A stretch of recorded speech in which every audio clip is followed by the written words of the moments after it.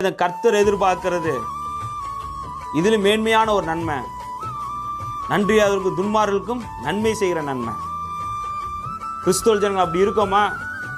வெளியே நன்மை செய்கிற மாதிரி போஸ்ட்டுக்கு ஃபோட்டோ எடுத்து போடுறீங்க, எல்லாருக்கும் நன்மை செய்கிற மாதிரி ஃபேஸ்புக்கில் போடுறீங்க, ஆனால் வீட்டுக்குள்ளே துரோகம் பண்ண மனைவியை மன்னிக்கிறதில்ல, சொந்த வீட்டுக்குள்ளே துரோகம் பண்ண கணவனை மன்னிக்கிறதில்ல, மனைவிமார்கள் கணவன்மார்கள் துரோகம் பண்ண மனைவி மன்னிக்கிறதில்ல. வெளியே நீங்களாம் சகோதரர்கள் அப்படின்னு எத்தனையோ பேருக்கு உதவி பண்ணுறீங்க, ஆனால் சொந்த சகோதரனை மன்னிக்கிறதில்ல. தேவாலயத்துக்கு புறம்பு எத்தனையோ நல்ல காரியம் பண்ணுறீங்க, ஆனால் தேவாலயத்துக்குள்ளே பல டீமு பல விரோதங்கள், ஒருவருக்கு ஒரு விட்டு கொடுக்கல, மன்னிக்கிறதில்ல. கர்த்தர் விரும்புகிற நன்மைகள் அதே தான்.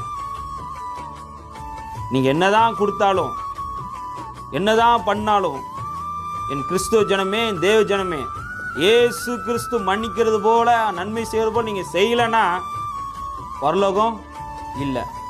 இனி காலம் செல்லாது, வேதத்தின்படி நடக்கணும்.